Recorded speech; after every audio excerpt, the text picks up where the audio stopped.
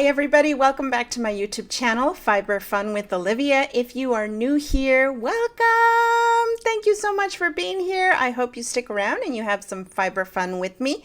And if you are a returning subscriber, welcome back! Thank you so much for joining me again today.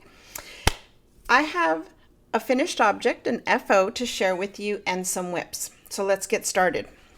The first finished object that I have to share with you is this baseball cap, and I'm just going to call it a cap because it's going to be a hiking cap. That's what we're going to call it because that's what I'm going to use it for.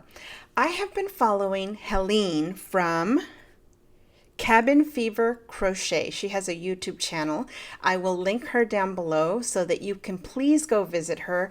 I've really been enjoying both her videos and her patterns. This is the second pattern that I make of hers and I really like it. Now, this doesn't look as pretty as the one from her pattern.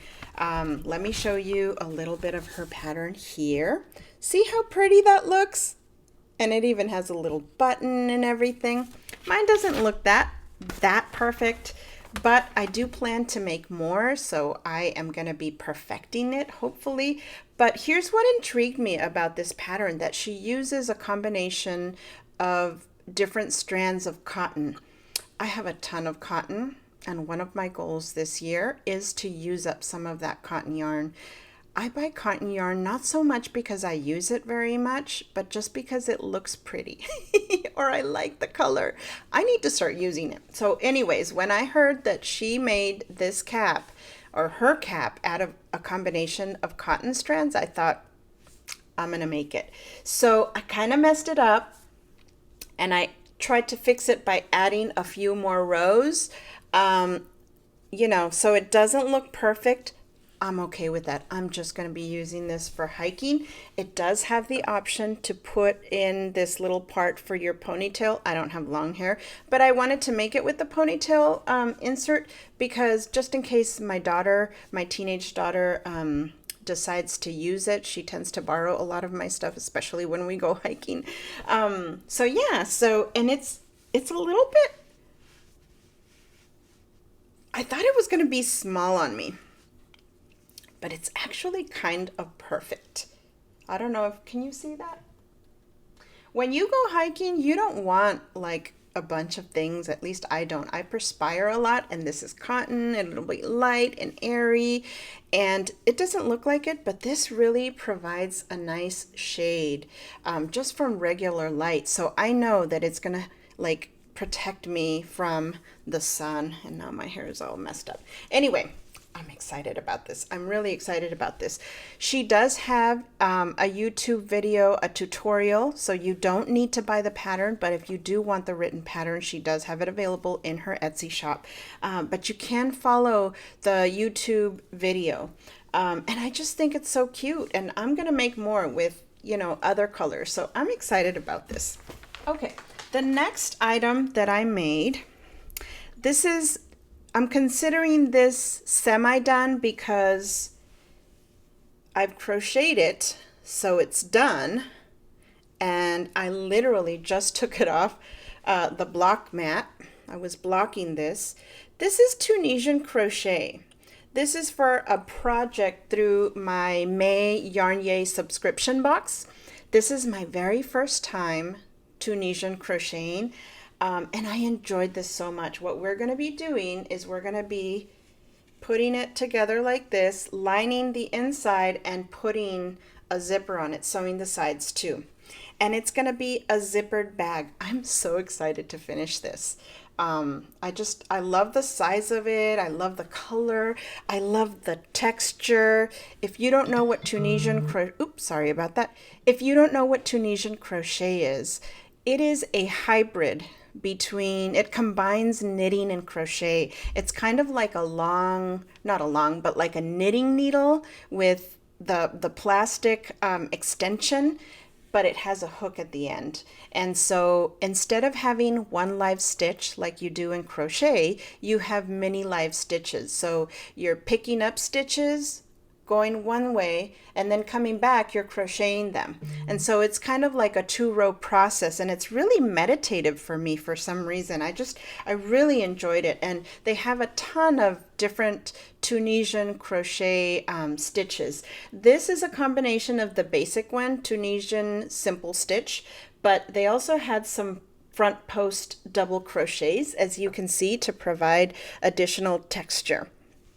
So after finishing this, I was like, I want to do more Tunisian crochet. So I looked up some patterns on Pinterest, and because I want to use up that cotton yarn, like I mentioned, and also because I saw Pamela's Adoring Crochet, she has a video out, I will link it down below too, where she is asking folks to send her dishcloths for Wings Charity, which helps with domestic violence.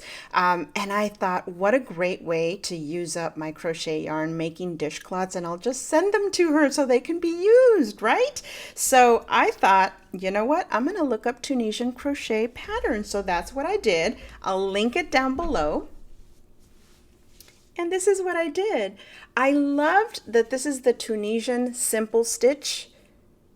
And then it has regular crochet. This is a linen stitch around it. And I just thought that looked so pretty. I want to say it was on my Poppet, my little Poppet. That's her blog name, and I think she might have a YouTube channel too, I'm not sure. But she definitely has a blog, and she has lots of beautiful things online. Like I said, I'll link it below, but this pattern just called my name, and so I didn't just make one, I had to make another one, this time in purple. And the other thing is with Tunisians, I have it right. With Tunisian simple stitch, sometimes it rolls up. So this linen stitch around it helps with that. And so it doesn't roll up as much. And I made another one. I made 3.